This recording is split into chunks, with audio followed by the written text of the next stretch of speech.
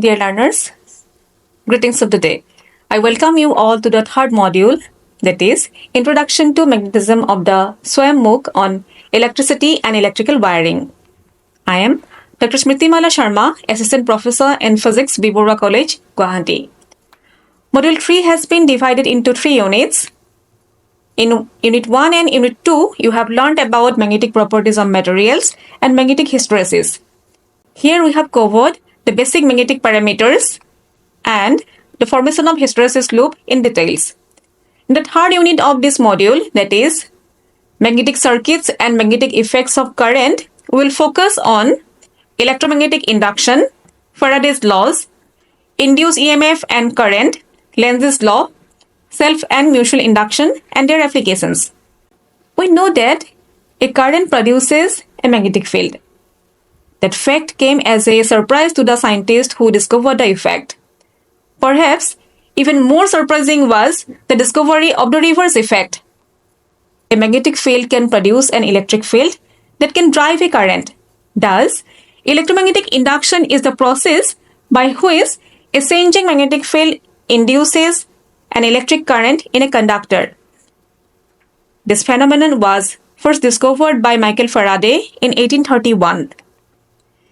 It forms the basis for many modern technologies such as electrical generators, transformers, and inductive heating.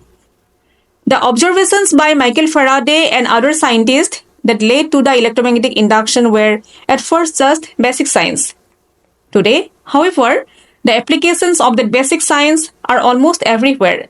For example, induction is the basis of electric guitars that revolutionized early rock and still drive heavy metal and punk today. It is also the basis of the electric generators that power cities and transportation lines and of the huge induction furnaces that are commonplace in foundries where large amounts of metal must be melted rapidly. One basic parameter required to understand electromagnetic induction is magnetic flux. The magnetic flux through any surface held in a magnetic field is defined as the total number of magnetic lines of force crossing the surface normally. It is measured as the total surface area and the component of magnetic field normal to the surface. Let us consider a plane surface area A held in a uniform magnetic field B. Here, the surface area A is not perpendicular to the magnetic field. The component of B normal to the area A is given by B cos theta. The magnetic flux through the plane surface area is given by A dot B cos theta, or we can say BA cos theta. The equation gives the general formula for the magnetic flux crossing any surface in a magnetic field. Here, theta is the angle which the normal to the surface area makes with the direction of the magnetic field. In vector form, the magnetic flux can be given as vector B dot vector A. Hence, magnetic flux through an area in a magnetic field is the dot product of vectors B and vectors A, where B represents the magnetic field, A is the area. Therefore, magnetic flux is a scalar quantity. When, in the figure you can see, when theta is 90 degree, that is, the surface is parallel to the magnetic field, the total magnetic flux is 0. Hence, we can say that when the surface is parallel to the magnetic field, the magnetic flux through the surface is minimum. When theta is 0, that is the surface is perpendicular to the magnetic field, the magnetic flux is maximum, which is equal to BA. The SI unit for magnetic flux is Weber. We know that magnetic flux is equal to BA cos theta. Whenever B is normal to A, we can write magnetic flux is equal to BA. When B is equal to 1 Tesla and A is equal to 1 meter square, then magnetic flux is equal to 1 Weber. Hence, 1 Weber is the amount of magnetic flux passing through an area of 1 square meter held normal to a uniform magnetic field of 1 Tesla. Let us now understand electromagnetic induction with the help of an experiment. Let us consider a conducting loop connected to a sensitive emitter. Because there is no battery or other source of EMF included in the circuit, there is no current in the circuit. However, if we move a bar magnet towards the loop, a current suddenly appears in the circuit. The current disappears when the magnet stops. If we then move the magnet away, a current again suddenly appears, but now in the opposite direction. If we perform the experiment for some time, we may have some very interesting observations. A current appears only if there is a relative motion between the loop and the magnet. The current disappears when the relative motion between them ceases. Faster motion produces a greater current. If moving the magnet's north pole towards the loop causes clockwise current, then moving the north pole away causes counterclockwise current.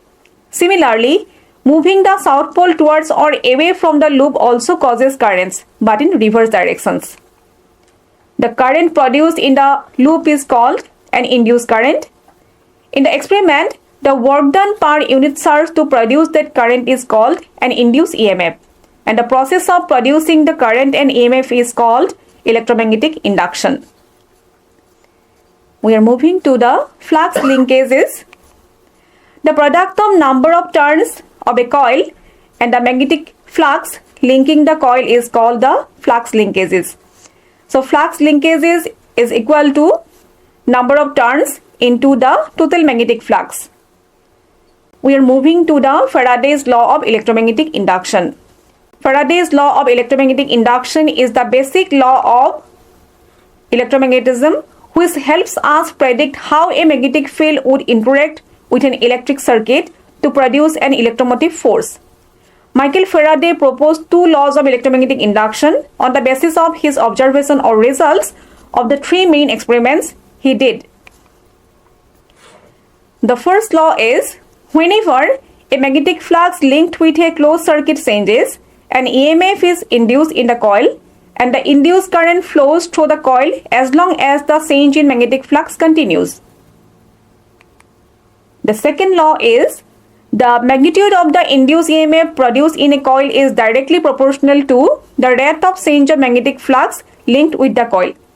The mathematical form of Faraday's law can be given by this equation, where E is the induced EMF, phi subscript B is the magnetic flux, A is the area of the loop, and d phi dt is the rate of change of magnetic flux.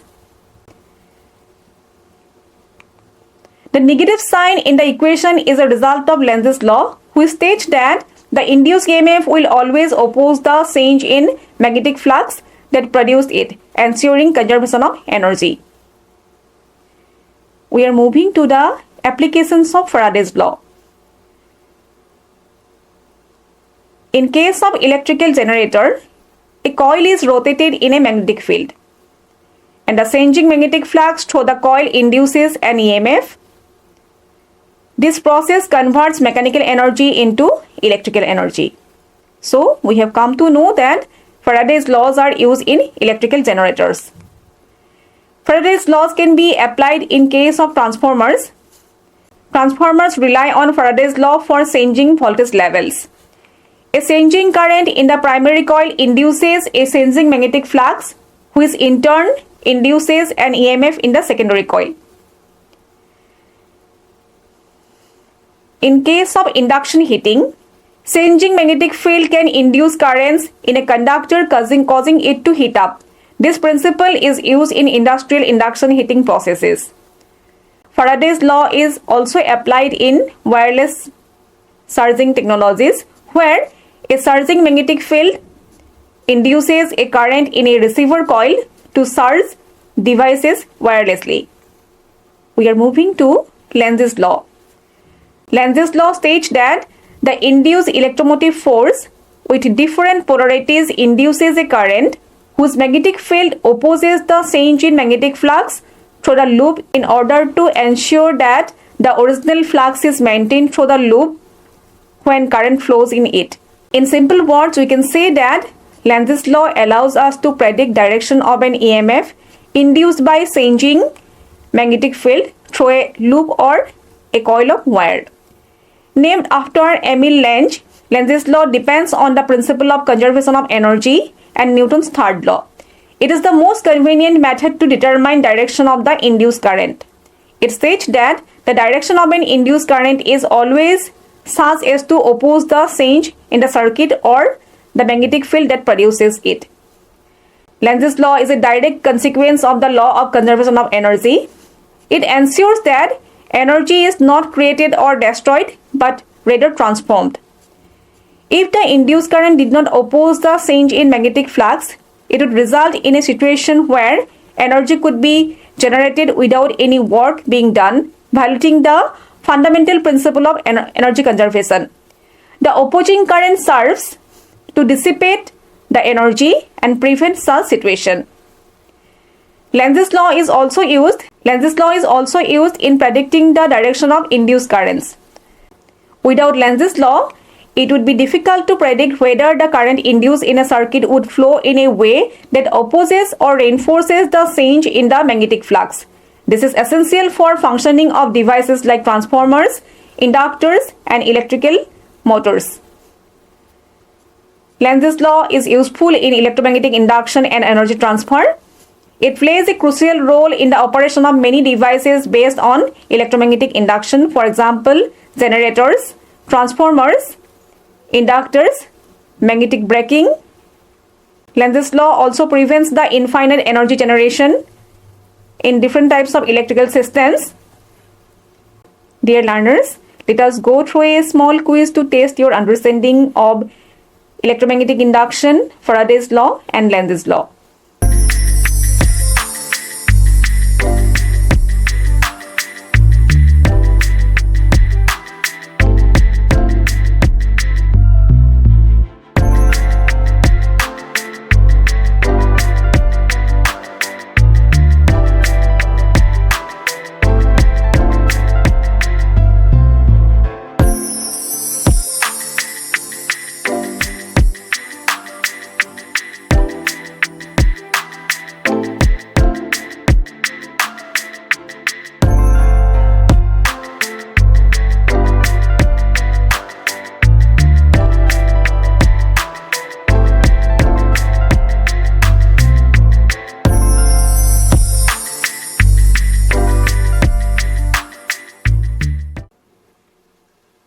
Hope you have enjoyed the quiz. Let us move to the second part of the lecture where we will discuss inductance, self-inductance, and mutual inductance.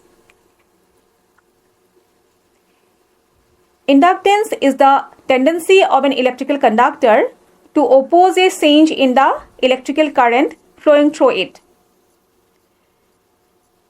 The capital letter L is used to represent the inductance, and Henry is the SI unit for inductance.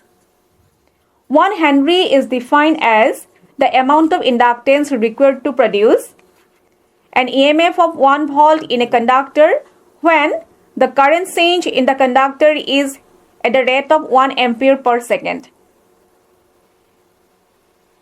An electric current flowing through a conductor creates a magnetic field around it. The strength of the field depends upon the magnitude of the current. The generated magnetic field follows any changes in the current. And from Faraday's law of electromagnetic induction, we know that the changing the magnetic field induces an electromotive force in the conductor. Considering this principle, inductance is defined as the ratio of induced voltage to the rate of change of current causing it. The electronic component designed to add inductance to a circuit is called an inductor. There are some factors which affects inductance of an inductor. Number of wires or the turns in a coil. Inductance is greater when the number of turns of wire in the coil is greater. More number of coils of wire indicate a greater amount of magnetic field for a given amount of coil current. Inductance is proportional to the coil area. Greater the coil area, the greater the inductance. Greater coil area presents less opposition to the formation of magnetic flux for a given amount of field. The greater the magnetic permeability of the core to which the coil is wrapped around, the greater the inductance. So it means inductance depends upon the material of the core. Inductance also depends upon coil length. The longer the coil's length, the lesser is the inductance. The shorter the coil's length, the greater is the inductance. Now we are moving to different types of inductance. Inductance can be classified into two types, self-inductance and mutual inductance. First we will discuss self-inductance. When current in a coil increases or decreases, there is a change in the magnetic flux linking the coil. Hence, an EMF is induced in the coil, which is said to be self-induced EMF, which opposes the change of current in the coil due to Lenz's law. This phenomenon is called self-induction. Thus, the phenomenon of production of opposing an EMF in a coil when current through the coil changes is called self-induction. The self-induced EMF opposes the change of current in the coil. Thus, when the current in the coil is increasing, the self-induced EMF is produced in the coil in such a direction so as to oppose the increase in current. That is, the self-induced EMF acts in a direction opposite to that of the applied voltage. Similarly, when the current in the coil is decreasing, the self-induced EMF is produced in such a direction so as to oppose the decrease in current. That is, self-induced EMF acts in the direction of the applied voltage. The property of a coil or a circuit by virtue of which it opposes any change in the amount of current flowing through it is called self-inductance of the coil, noted by the capital letter L. Thus, self-inductance of a coil opposes the change of current through the coil. This opposition occurs because a changing current produces a self-induced EMF which opposes the change of current. That is why self-inductance of a coil is called electrical inertia of the coil. Let us consider a coil of N turns carrying a current of capital I. Suppose the magnetic flux linked with each turn of the coil due to this current is phi subscript B. Then the flux linkage with the coil will be N phi B. So you can see the N phi B or the total flux linkage is directly proportional to the current, and the proportionality constant L is called coefficient of self-inductance or simply self-inductance of the coil. Coefficient of self-inductance L is equal to N phi B by I. Hence, the coefficient of self-inductance of the coil is equal to the number of flux linkages with the coil when unit current is flowing through the coil. If the changing current through a coil of N turns produces self-induced EMF E, then you can see E is equal to minus L di dt, where di dt is the rate of change of current in the coil.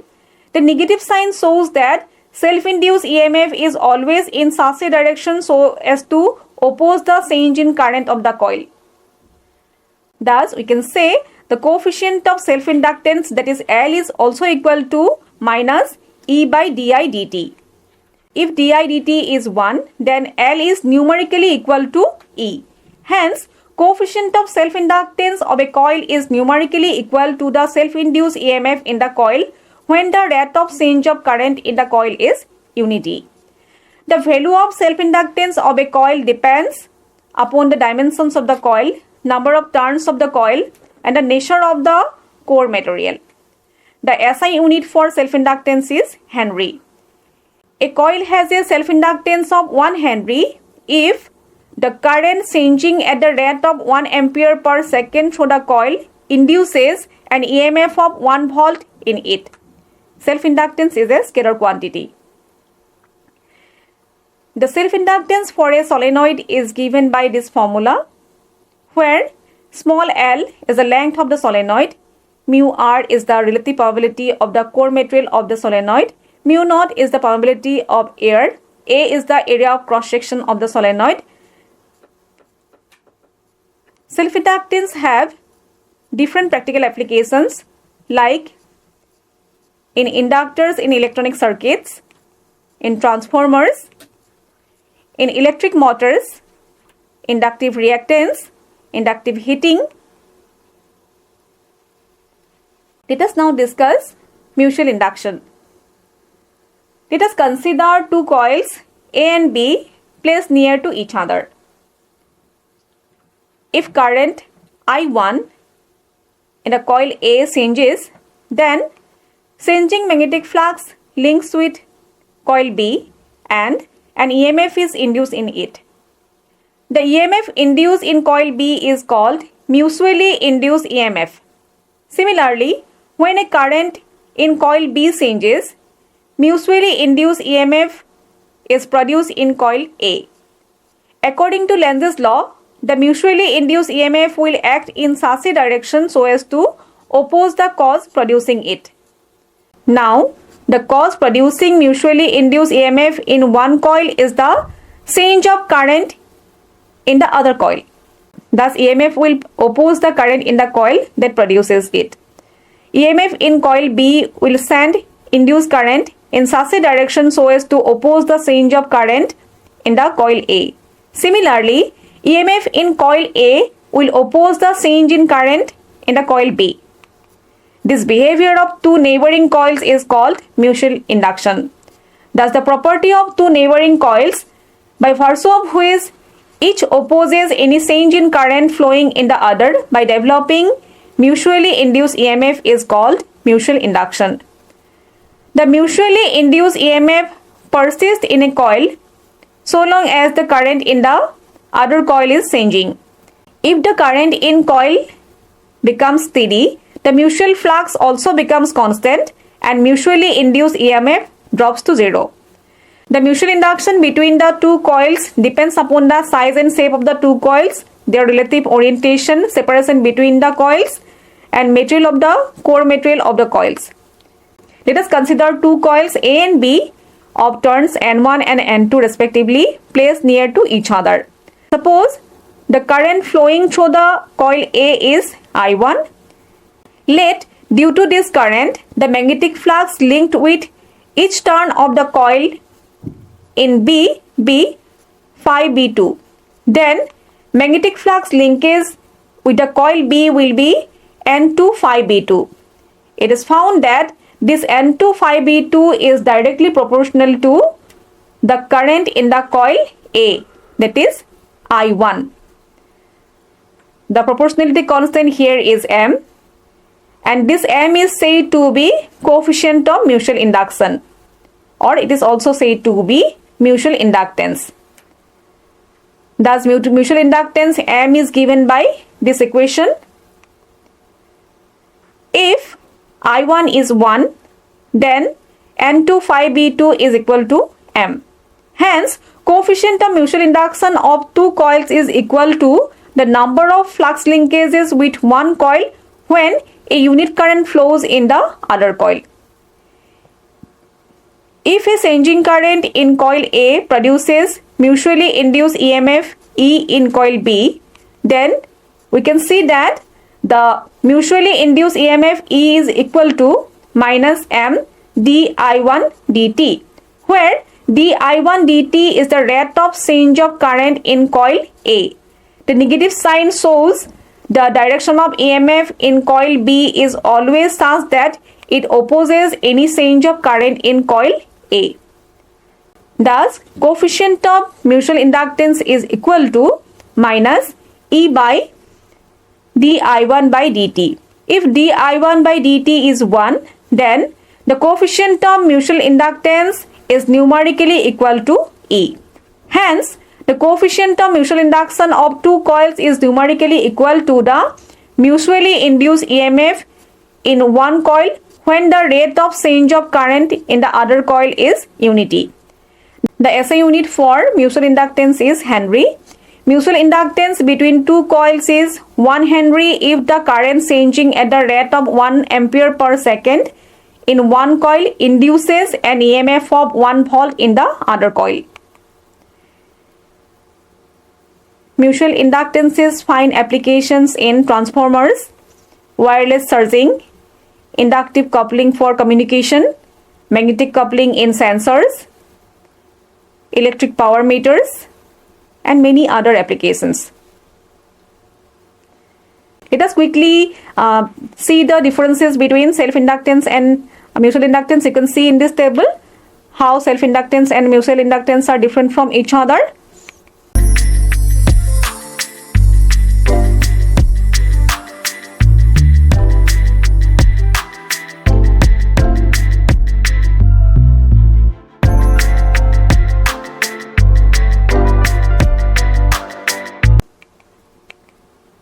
Dear learners, we have come to the end of today's lecture. Let us enjoy a quick quiz.